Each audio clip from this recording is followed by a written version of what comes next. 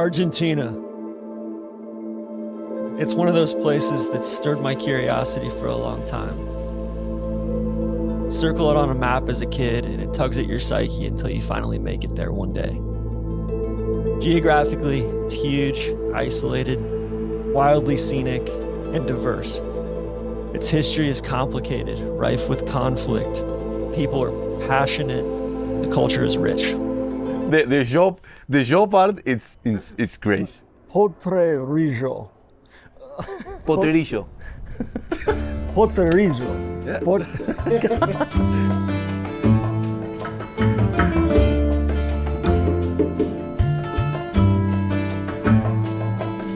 De Alto Cedro voy para Marcané, llego a Puerto voy para Mayarín.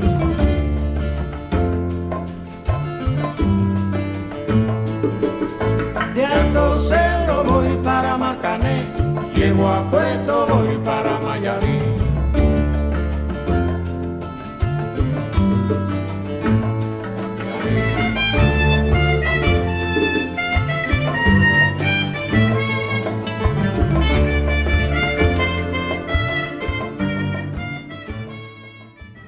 What are we doing?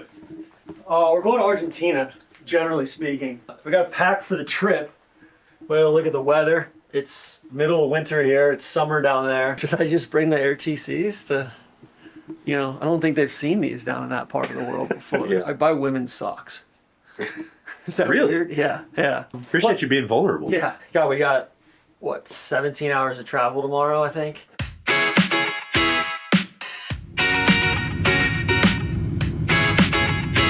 Sleep. Two different chunks of sleep. Not everything made, I guess. What's up, player? I met Michael Wolf a few years ago. Wolfie's an author, historian, golf explorer, and someone whose own curiosity puts mine to shame. Flew through Atlanta, had a 5-hour layover. Left early so that I would have a 5-hour layover because we didn't want anything bad to happen, like my club's not arriving on time. During the layover in Atlanta, he goes to Five Guys, sets his bag down to fill up his fountain drink. We've all been there. And turn back around, the bag's gone. Bag was eventually recovered in a bathroom nearby. It apparently been rifled through. A few items missing, but nothing we can't do. What was missing? A pair of shoes. For your FootJoy shoes? My FootJoy shoes. Only the best from my good friends at FootJoy. I'm sure my hitters over there will make me whole. My clubs, on the other hand, they enjoyed Atlanta so much, they're still there. Wolfie had been in my ear for years now, talking about Argentina and just, how it's kind of a snapshot or a kind of a time capsule when it comes to golf.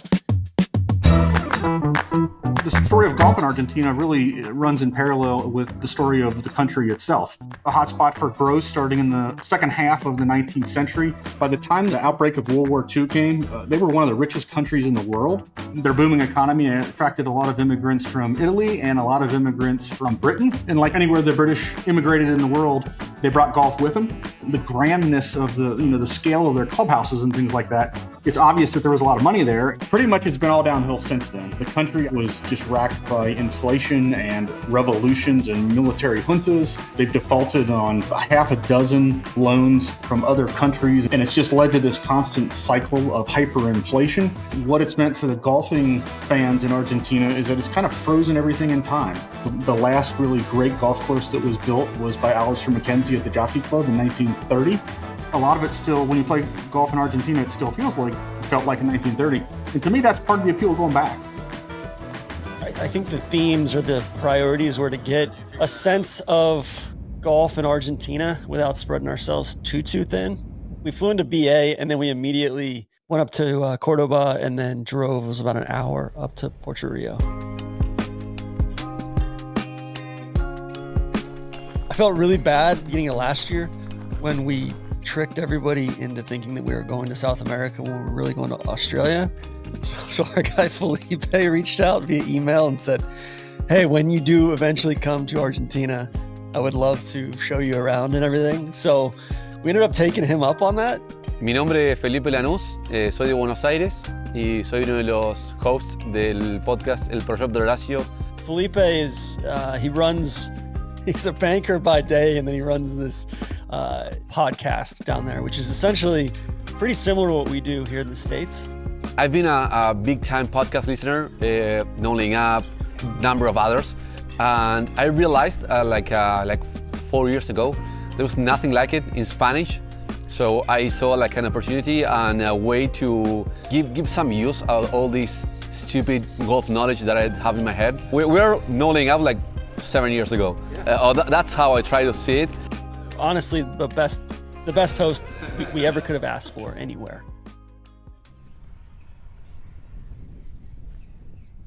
Felipe, did you think we were crazy when we said La Cumbre? La Cumbre? Well, yeah, I couldn't believe it.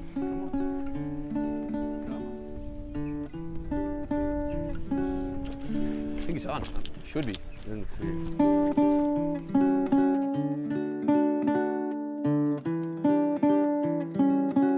All right, TC, where are we headed, my man? We're heading to La Cumbre. Go see some weird shit.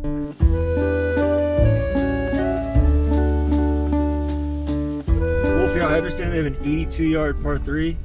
They have one of the shorter par 3s that's ever been played in championship type condition, and some big scores on it.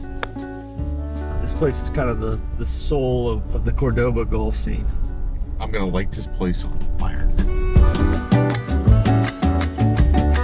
Sub 6,000 yards up in this little vacation town. So you've got kind of local element, then you've got some national members that come in for the weekends from BA. The club is one of the oldest and original members of the AAG, our USGA. The designer of La Cumbre is the same designer as Mar del Plata. All that British inherence is really a display. Little experience winning on the PGA. On the other side of the world. Yeah, I mean, Johnson Wagner. So this is pretty good. This is pretty much what you want. You got grout. You got some missing tile, mismatched tile, but you got good clearance. I'm sure if you turn these pipes on, they're going to rumble a little bit, that's a good sign what you want. And then always important to have a bench right in the middle of the showers. Like this is good because there's no curtains here, so you just kind of sit here and wait for the dude in front of your bench, and you get a nice relaxing place to take in the views. This is everything you want in the shower. This is when you see this when you're on a golf trip, you're about to play a really good golf course. Like this, they get it. How's the body feeling? A little stiff.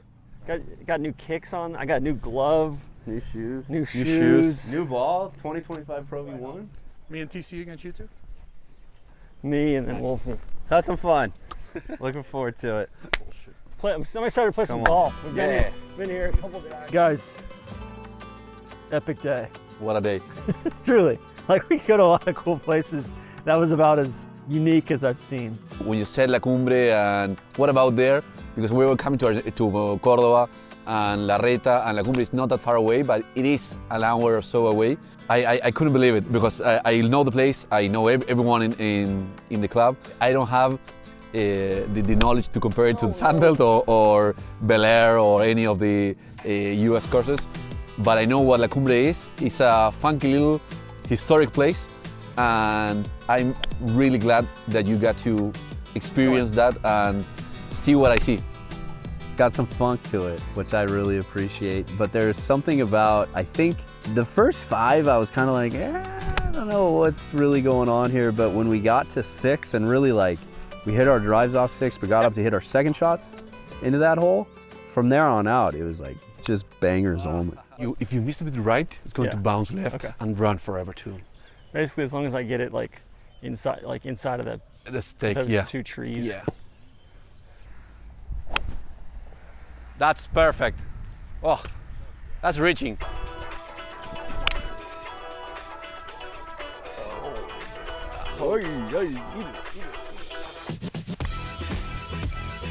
You can do it better.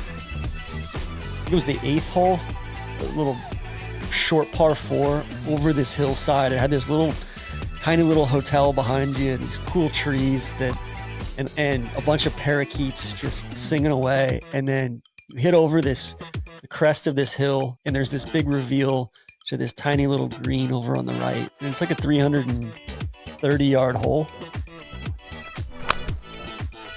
Yeah, that's absolutely perfect. I like that big wide angle.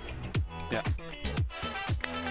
It's got some funk, okay? I mean, it's You could play that hole 100 times. for sure.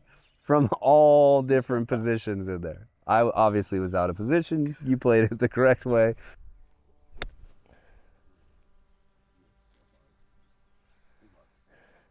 Like shots like that are why I come to like fly around the world to play golf. Like this hole is so cool. Just so unexpected. That was where the course really started, in my opinion.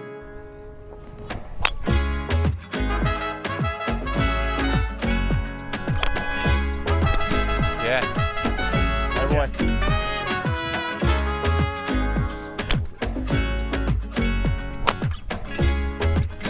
Some spectacular par threes in the back. We kept hearing about this 12th hole, and we finally got to it.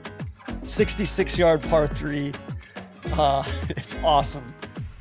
Is that thing on the left side of the green? Or is it just just not a big green? I think the green's about 12 square meters. Yeah. There's the left.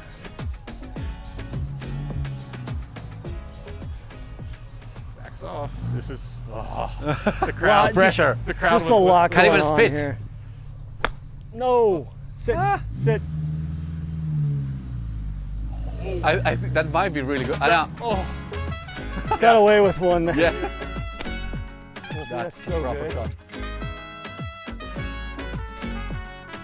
I think it's like 3 yards behind yours. The takeaways are like, what can we learn from it? Like, what do I wish like there was more of? There's a 66-yard par three that's like, it was awesome, and like there's history behind it. Roberto Di Vincenzo, one of Argentina's best-known golfers, and the 1967 Open champion, once made a 12 on this hole in competition. So he made it 12. Was he just ping-ponging back and forth? I think he lost. I mean, he must lost some balls on the back because before was a tall fescue, more easier to lose balls on the back. Everybody was smiling. Do it. Yeah. You know, like when we got there, people were smiling. Like at the turn, everybody was smiling. Like it was, you know, there were some weights on some tees, and like everybody just took it in stride. The only people who weren't smiling were the ladies playing in front of us a few times. We were like, the tees are so close to the green and the fairway in front that you're like, oh my gosh, like we have to keep our voices down because we're Wolfie has to keep his voice down. Yeah, they were right there. But everybody was having fun. Like it was a club. It was a neighborhood club. Like everybody seemed like they were having a good time. And very welcoming too. And welcoming. I mean, I'm sure they don't get that many gringos up there, but It's golf. It's not a country club here. It's a golf club. And the clubhouse looked like that, in the veranda scene afterwards, and certainly the golf course. The budget isn't unlimited with all the macro issues going on in this country over the last decades. And so what they have to spend, they spend on what is important about golf. That's probably my main takeaway. The second takeaway is just TC's bunker shot in 18. It's not just the volume of the crowd noise, gallery, but it was the duration of it and how they all rose to their feet at the same time. I mean, oh, what a golf shot! I mean, the gallery.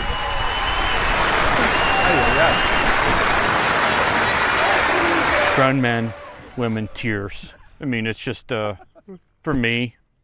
Sorry. It meant a lot to see how much TC meant to them and how much that bunker shot, with his struggles over the years with it. Sorry.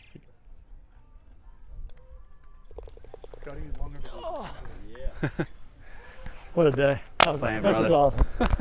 good dog. It's gonna get better and better too. That was awesome.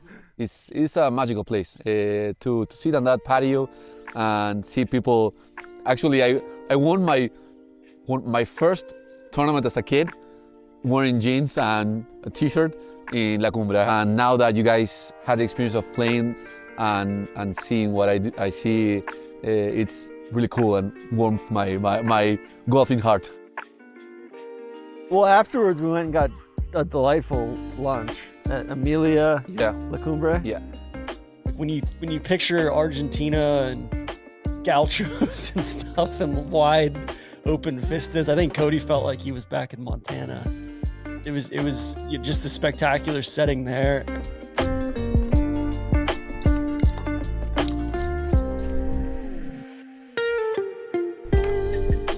not too sweet. It's got depth to it.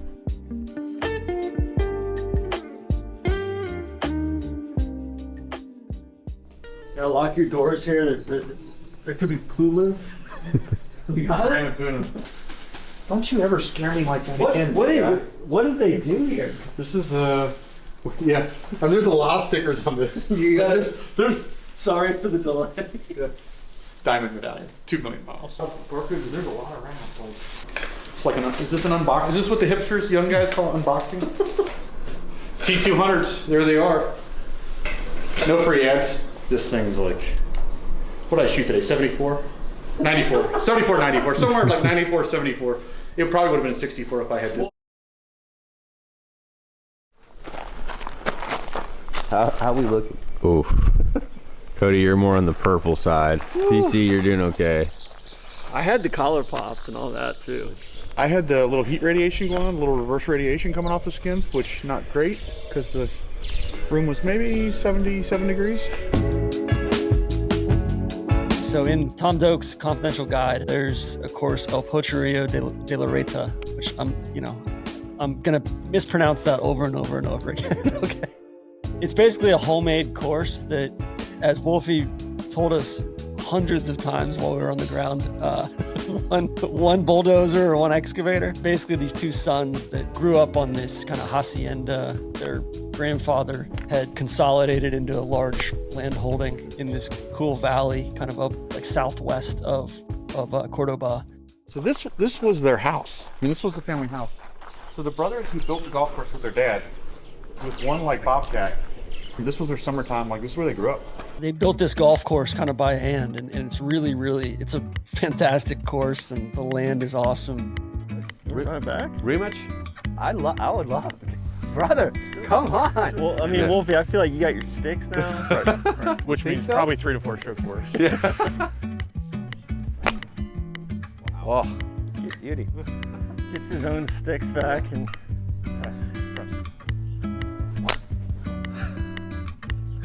like really cool holes that are wedged into spots that you wouldn't think that they could wedge a hole into. Yes. boom. Some great par fives using the land and kind of some of these natural washes. Great too. Great bird. We joke about the one bobcat thing because I truly don't know. They must have needed truckloads of dynamite just to break through everything because it's all just solid rock. They love their dogs down in Argentina, both their pets and the stray dogs out in the street. Cody had the drone up, and these two black labs are just chasing the drone up and down the hole. Yeah. Look at that. Good 3? 2. 2. Just 2. It's pretty isolated, but just kind of charming. We're gonna go drive her off the deck because I can't get my tee in the ground here. This one's so firm. They figured out ways to like route them through the low parts of what, like Tise said, they're almost like the washes that you would see in California, like at a George Thomas course, like a barranca type thing, only that's where the fairway is down in the low point. And I mean, the thing is, they built them with just a bobcat. Just one. Uno. Only one they could get their hands on. Uno Bob Gatto. Bob Gatto. Feel like you're away from the world. Like you feel like you're just, it's like resort golf at its finest. Hell yeah. Yes! Good 3. Oh. Golly. No free ads. This thing's like... Lobito! Good win. I got my secret weapon. Tomorrow... And Lobito is on fire. We might just need to play it straight up. Because of El Lobito. Yeah. You know, and that's going to be his spot with He's no almost trees. a local in Mar del Plata. No trees. Yeah. Enjoyed it. Thank you. It's a great place. Yeah. Cordoba. Cordoba. Cordoba. Yeah. Partner? Very warm day. We got done playing 18 holes of golf. We thought that we were going to have time available to get a quick shower in. We did not. We only had time available for really 2 people to jump in the showers. So the 3 of us, TC, Wolfie, and I, there's this little pond waterfall right outside of the main entrance that we noticed the locals congregate to. So we're like, hey, you know, we're here, might as well do it.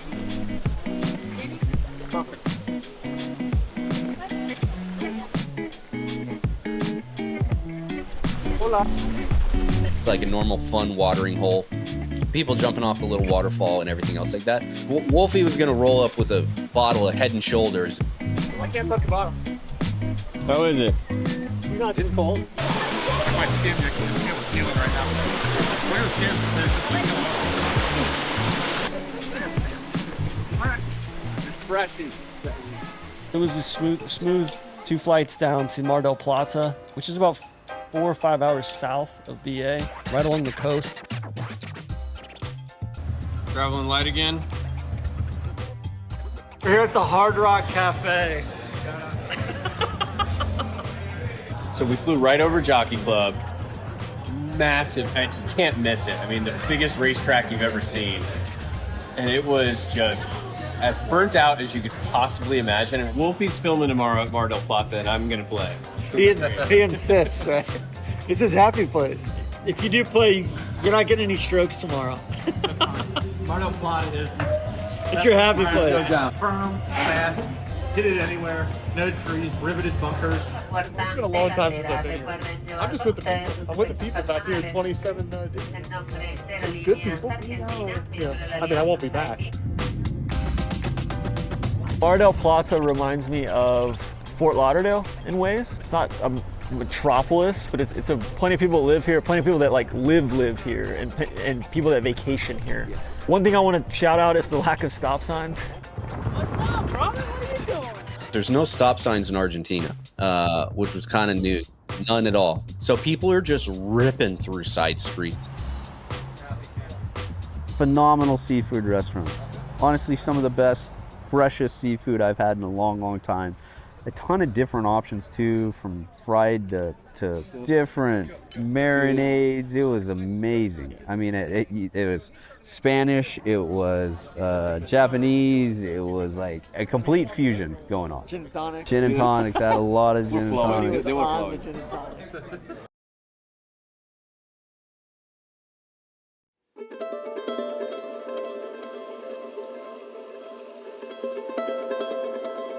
Welcome to the Cathedral of Argentinian Golf.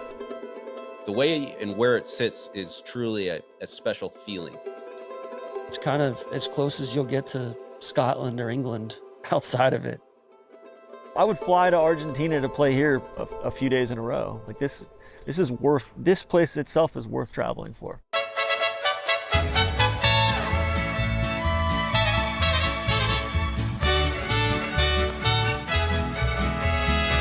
Mar del Plata, aka Playa Grande, is the golf course. What a magical day we had out there. And there's a big Sheraton next door, and so we stayed there, right next to the course, and walked over the next morning.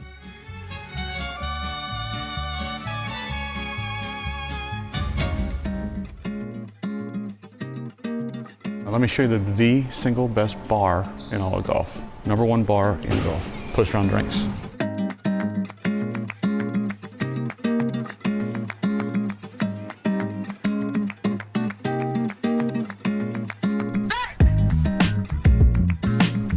Pretty good place to have a beer right here.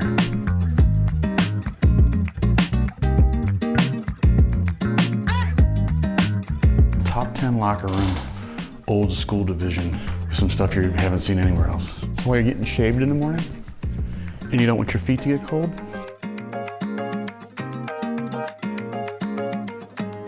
Do you have any explanation for the chairs? I've got some theories. I don't have any explanations. I've got some theories. Draw your own conclusions. The first time I played here was a couple of weeks after they opened up after COVID. That's one of my most memorable trips with my friends, to go and actually go play Mar del Plata, to go play the Cathedral. The Cathedral, TC. We came, we saw, we didn't really conquer, but we had a really good time. This place is out of control. I think it truly has the nickname, the Cathedral of Golf. Yeah. What an unbelievable spot. The routing, how they utilize the land, the movement across. some of the best greens and bunkering I've seen in a very long time. Everything just kind of sat in there very natural. Skinny.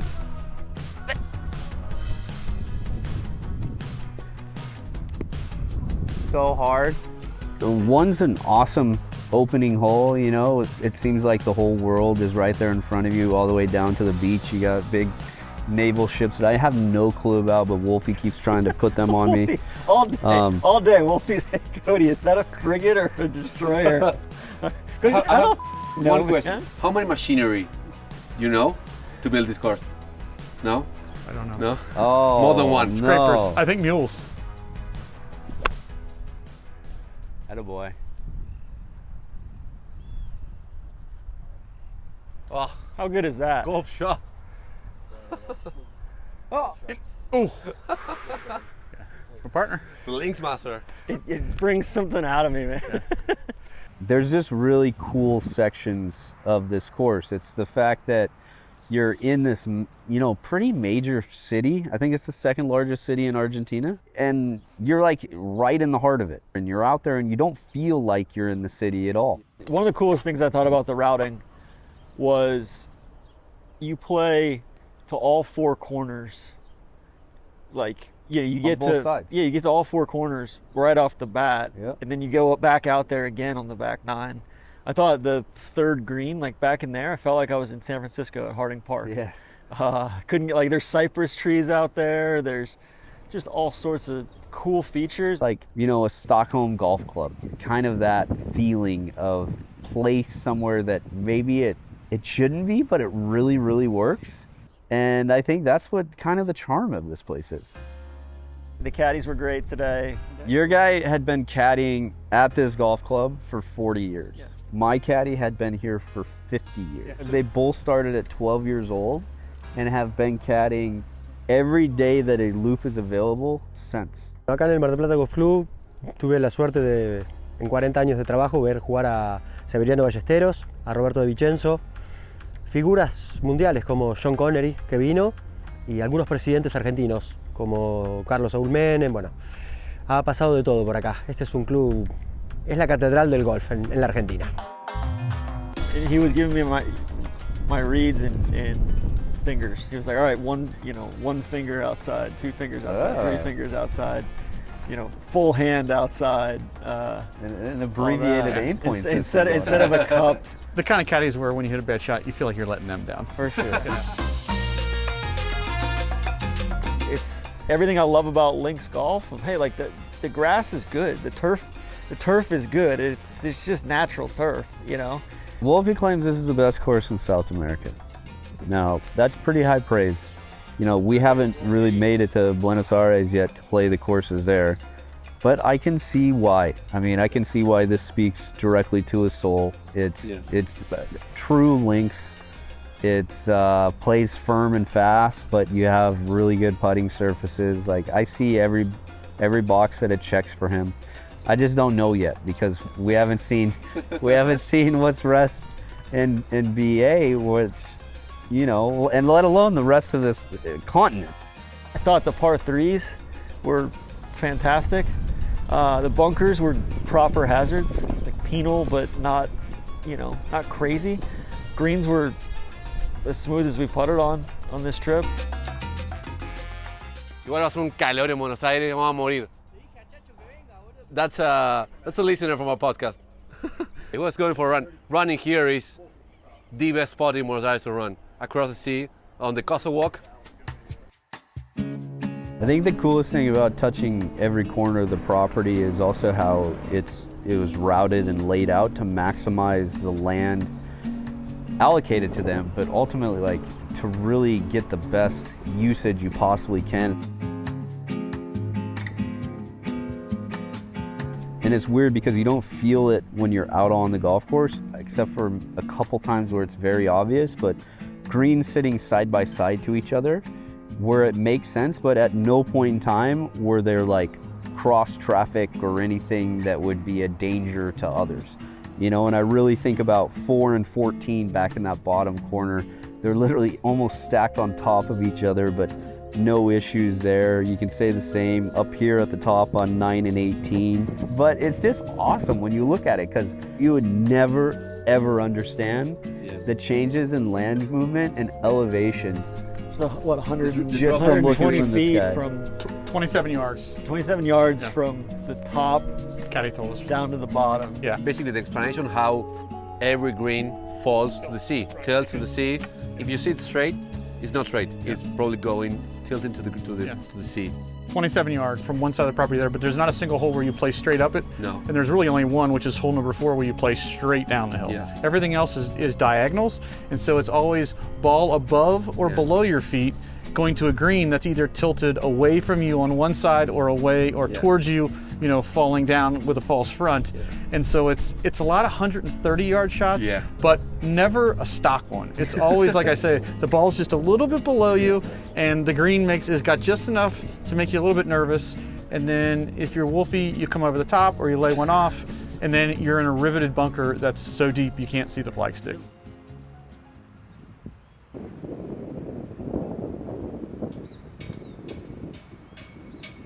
Still undefeated, this side of the equator. Yeah, unconquered. Unconquered. Yeah. We threw in the shots today. We said, well, just, you know, okay, if shots are a problem, we just won't have any shots. We'll just play straight up. Mr. 14 handicap. That's fine. You know, I went back and actually looked at that because I knew that this could be a point of concern, and I think there was only one hole that would have made a difference because you were in your pockets. Eduardo. Nor for the record is it anything that we asked for. I'm still kind of shocked where it came from. We're going to take it. This is his honey hole.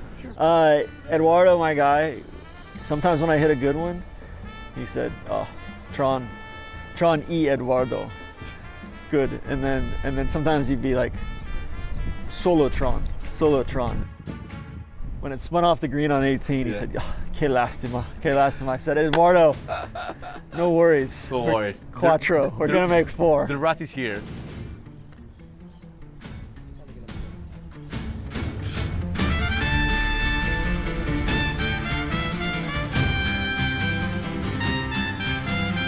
Woo!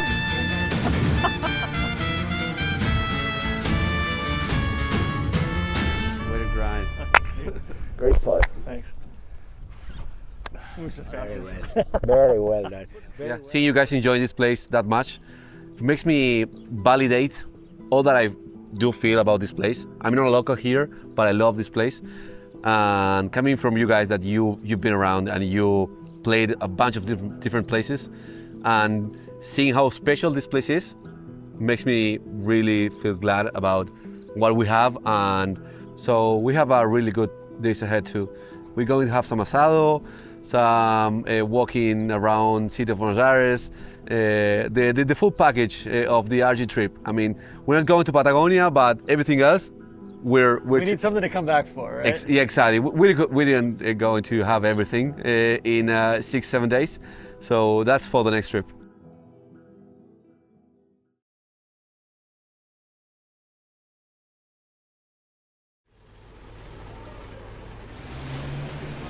Great night of sleep, great morning. Went in, took a shower. I'm a brush your teeth in the shower guy. And at the very end of, my maintenance program, cap of the tooth popped off and down the shower drain before I could even react. I mean, I'd live here. Good weather, people seem nice, the food's fantastic. It's like, they seem to get their shit together, like, traffic-wise, safety-wise. They just don't like to pay back their bills. They just don't like to pay their bills. We are on our way to Buenos Aires Golf Club.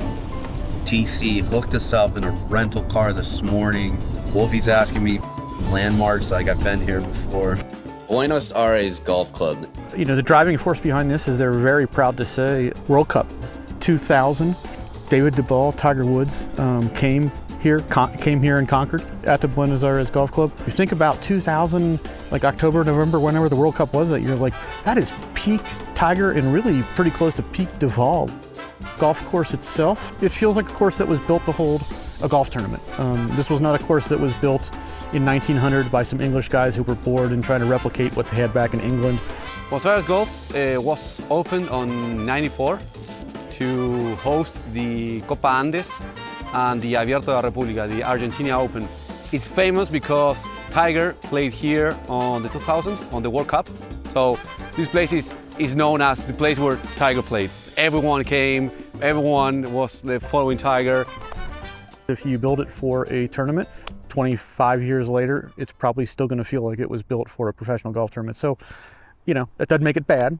It's just it was a pretty big change of pace from what we had seen down in Mar del Plata and the other courses we played during the week. I guess it's called a capybara. We don't know quite what it is yet, but it's kind of cute. Felipe described it as like a supersized mouse. I asked if it was like a pig. He said no, not a pig. Clearly spooked a little bit, but...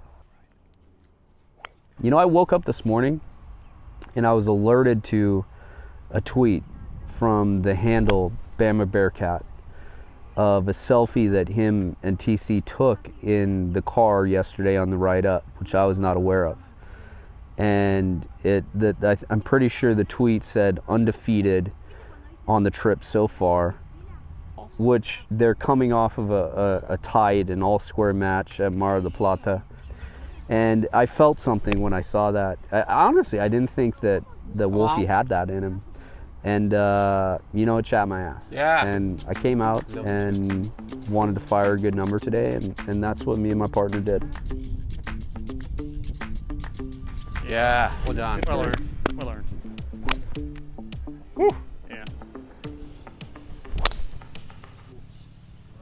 Yep.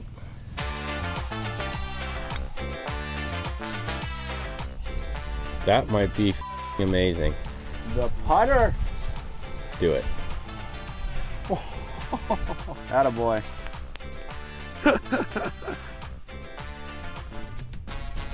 Great three. Hell yeah, brother. He finally got one. I just didn't show up today to play golf like I needed to. Ran head first and, you know, I messed with the bowl and I got the horns. I mean, Cody today was... Senior Wolf, how old are you? 54.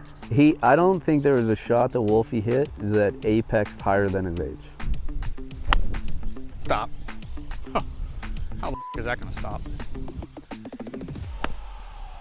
Still okay.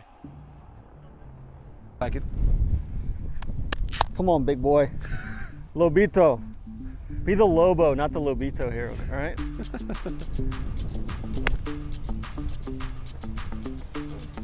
A little bit, golf ball. Kicking their ass, Ben. 5 down. I'm over it. Yes, sir. 4? Love 4. that. That's no moss. That's ball game. No. 6 and 4. Great plan. Great plan. Just stomp this. Hell Stomp this. Hey, Wolfie, That was, that was, Finally. that was a legit 6 and 4. That wasn't a little like. TC and I, we won't admit defeat because that's not who we are. We're still 2-1 and 1 on this trip, but that was going to be tough to overcome today, even with peak TC and peak Wolfie. Okay. what's the deal with the Fanta? Here in Argentina, I don't know if it's an Argentina thing or it's a Latin thing, but after golf we have the Fanesa, which is Fanta, a beer with Fanta. It's like the proportions are like 90-10. It's just a dash, just to cut the bitterness. You just need a little bit more sugar after a hot day. Yeah, we don't do it outside of the golf club. My non-golfing friends make fun of me when I drink Fanesa or even mention the existence of Fanesa. This is something that everybody does, or just your friends? No, not everyone, but a good portion of the Argentinians. Okay. I mean, golfers. Serious golfer knows about it. Yeah, exactly. So we have a beer. You got a beer. That's plain, no free ads. Fanta, free ad. It's Coca-Cola. It's an Atlanta company. And that's pretty much it. As easy as it gets. Delightful. How do you have it, folks? Refreshing. It truly does just taste like Fanta. It like changes. You're not drinking a beer. Whoa. Are we just going to go right past this? Or are we going to talk about Calm yourself, Wally. It wasn't necessarily an I think we stumbled upon the Argentinian Dan Bazarian, so that was kind of his spot. But an all-time pool party going on. We've been told to look out for it too.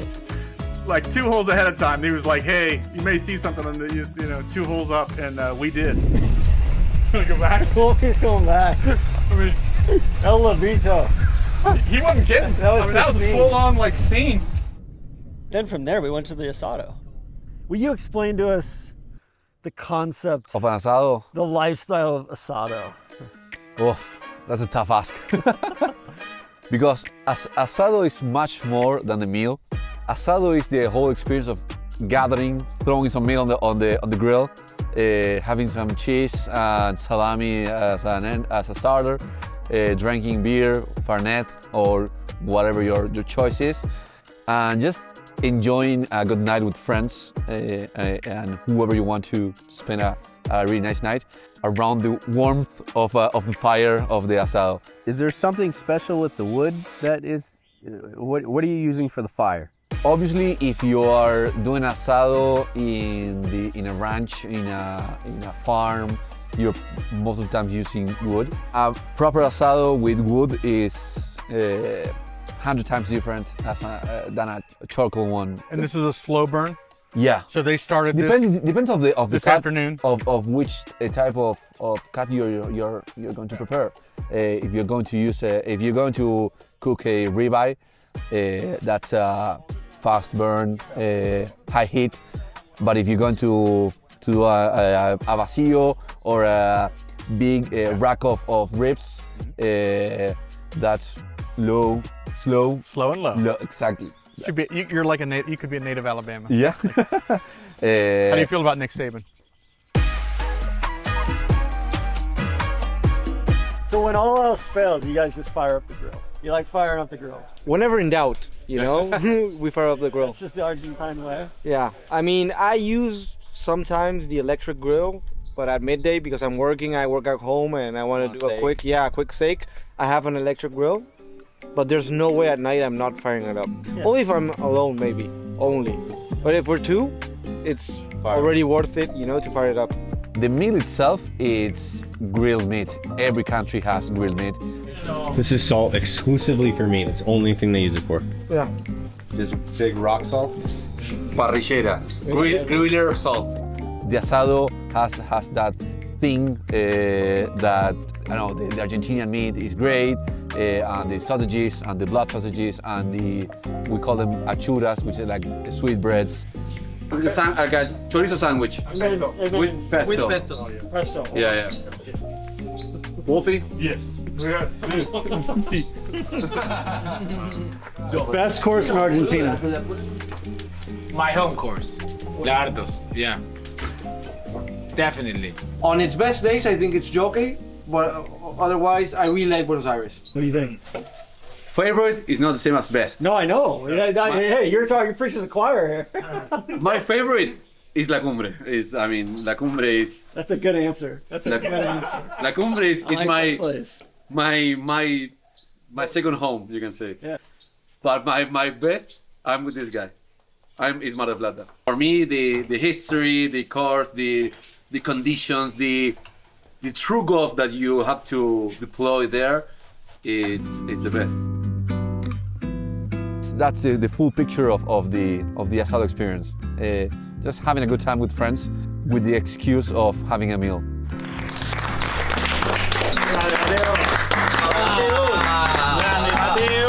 Mateo! You're the man. Great meeting you guys too. It's for you. So you feel more of a catship. Depends on who you talk to. Well, I think it's Italian, but if you ever go visit the south of Italy specifically, you really see that sense of family united with passion. It's like you're passionate about ice cream, It's strange. You're passionate about your meat. You're passionate about things that aren't supposed to mean anything, but for us they mean something because we get together and we use it, Or the same with our football club. You enjoy it together. And you go to the south of Italy and you see that as well, That was awesome, guys. I think we got a real Asado. Yep. You think? I think, yeah. You're about to see one of the great wonders in the world of golf. The showers at Jockey Club, #1, anywhere in the world. So, there's so much water that comes out of that pipe that like you just stand over like an open grate. Like it goes down, it's like 2 feet.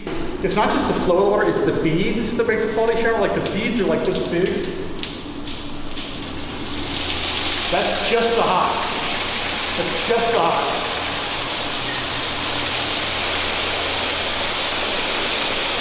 So, I mean, that's so much water. I mean, that's a lot of water comes out of there. I mean, and then here's how you also know there's a lot of water pressure. When you turn it off, it takes a couple of seconds to like turn off.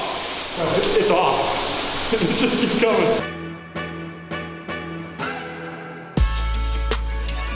This was the center point of the trip. This is what we planned everything around.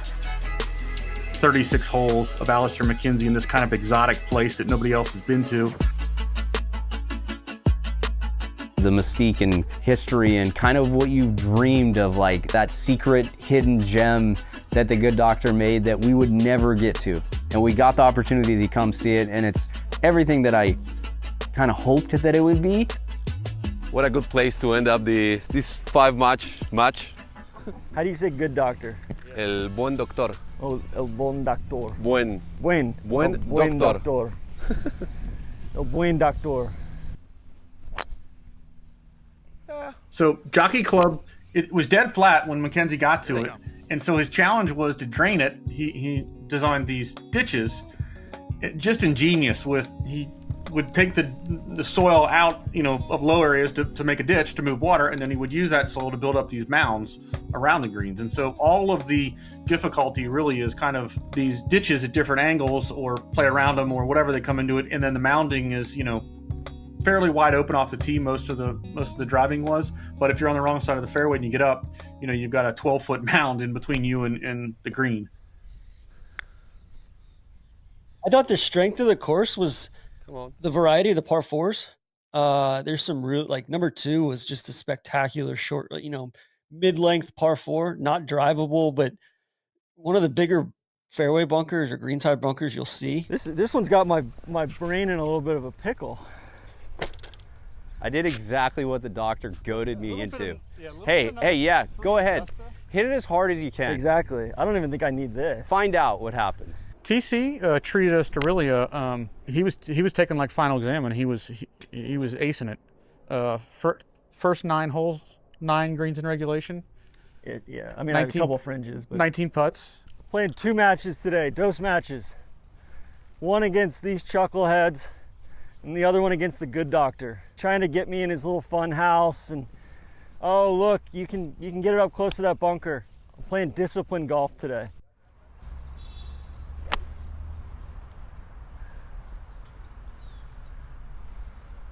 Go in. Oh, please. Go in. No!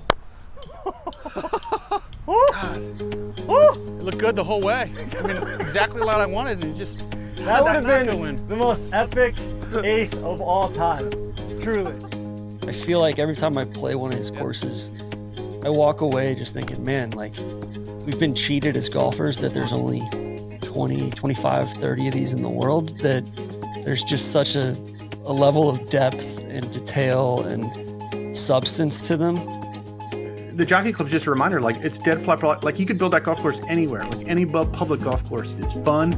Old people can play it. Little kids can play it. Nobody's going to lose a ball. Everybody can play it in 4 hours. Extremely walkable, cheap to maintain, cheap to build. Like why in the hell did we get away from this? Attaboy. I know trees are taboo. Trees are a taboo topic in golf right now. There are certainly some trees that could be taken out here.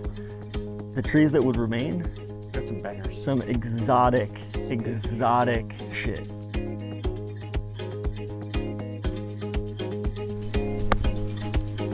Go. Go hard.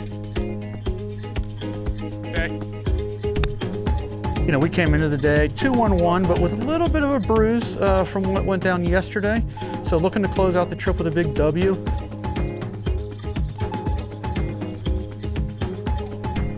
Very nice. Birdie. All square. I think over time, from reading Golf Club Atlas and everything else like that, you hear a lot of negative things or things that the club could do better. But I still think it lived up. This is a phenomenal day of golf. It's a phenomenal golf course. And it's the best golf course that I think we played on this trip. There are things that they could improve, but that is nitpicking it. The fact that this property has pretty much set unchanged, except for maybe a couple green sites here, for 80 years, it's unbelievable, especially with what everything this country's gone through. Tied. All square. Yesterday and today, a tale of mounding. Ben was like, we had mounding yesterday, we have mounding today. Just, that was not tasteful, this is tasteful.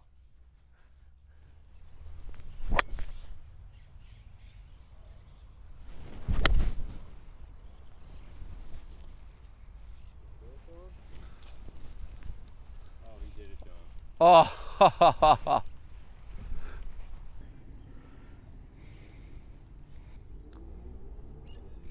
Yes, sir. That's like the best hole in Argentina. Great three.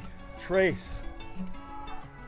I love flat golf courses because I feel like it's just the blank canvas for a guy to impose, hey, here's my design philosophy. So to see what Mackenzie did, which, and it's not natural, right? It's artificial stuff that he did, but it feels, at no point does it feel unnatural. Oh, he's done it again. Cody was kind of feeling himself at that point in the round. He was hitting some pretty strong long irons. I think he was feeling like he was maybe going to come out of this trip, with a 500 record at that point. Right. Almost fell victim to the classic match play tactic of, I was promised really good hot dog, that there was going to be a really good hot dog on the 12th hole. There was no hot dog. Close. That hurts. That hurts. There ain't no hot dogs on Tuesdays and Wednesdays at Jockey Club, and I needed one because it was freaking roasting hot today. That was a tough 3 or 4 minutes, I think, in my life. Like that reality setting in that, like, I'm not getting a hot dog here, and in fact, I'm not even going to get any water for the next hour.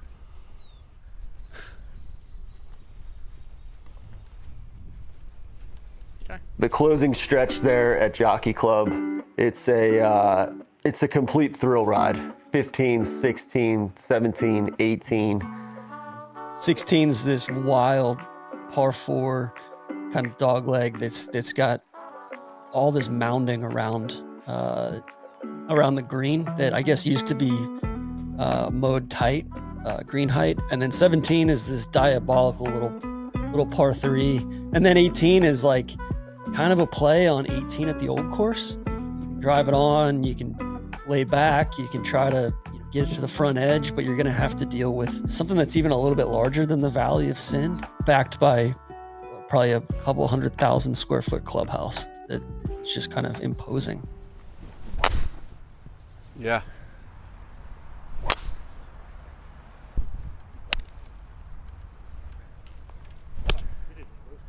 You were in that bunker on 15? Yeah. And I think that bunker was probably 125 degrees. It's hot. Yeah. Yeah. And then I think you were dry heaving over right. in the woods. I was. And then correct. And then you stepped up. God, you're a warrior, Wolfie. Go in the hole. Go in the hole. Woo!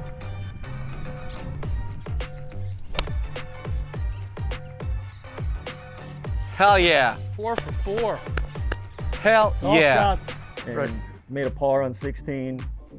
Yes, yeah, sir. Nice. That's good golf, guys. That's good golf. Tie ball game. That's just good golf. Oh my God.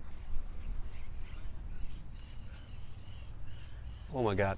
Did you hear what he said beforehand too? Oh no, he's gonna get. It's a great spot for an ace. No shit.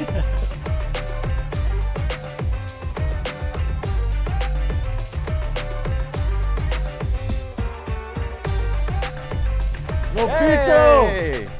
That's 2s on all the par 3s today for the group. For the trip, we're done. We've thrown 3 birdies in a row at him. Made a birdie on 17. Damn near made a birdie on 18. I just didn't want to let my TC down. God. buddy. That was the best of the day right there. Could you take TC? There's no other person that I would rather go into battle on this trip with than you. But we got beat. What did you think? What do you think of the match? Pretty. It was a great match. We had to a bad start in the first couple of matches, but today was epic. I thought we had it, to be honest. Do you feel like you let your country down? Yes. Yeah. I think people expected more of me. Everyone, sorry. This is for you. They really haven't messed this place up, and if they polished it up quite a bit more, it's like it's a sleeping giant in the world of golf. This has to be the best golf course in Buenos Aires. Yeah, agreed. I mean, even nitpicking the fact of practice facilities and everything else like that. Hell yeah. Whew. Save the best for last. Great stuff, man. I think when you tie in the fact that for us being down here, it's, you know, people aren't speaking our language and we feel like we're kind of out of place, and we show up to clubs and you're trying to fit in, but also know that, like, we're very lucky to be here, and to have it all come through is, like, you know, truly a 10 of 10 day. Good stuff. Awesome. Guys. This was a dream.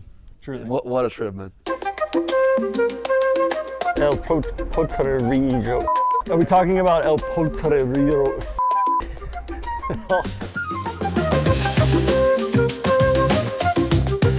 Anything you want to say to the Argentinians before you leave? They got good meats. Like, I feel like in Argentina, they haven't really had enough resources to mess up what are great historical golf courses, and we certainly saw that. Potrerillo. El Potrerillo de Larreta. Golf is the motivator, and that's usually what's behind all of my trips. But when I can combine them with like something different culturally, that to me is kind of the sweet spot. I think Argentina's main takeaway is come down and see these places because they're unique enough it's worth the effort to get here. Potrerillo. Potrerillo. Yeah, now all together. Potrerillo. Without the pause. Potrerillo. Yes! Potrerillo. We're talking about El Potrerillo de Larreta. One bulldozer. One bobcat. One bobcat. Yes, sir. De Larreta. De Larreta. Right? No. You fucked it up.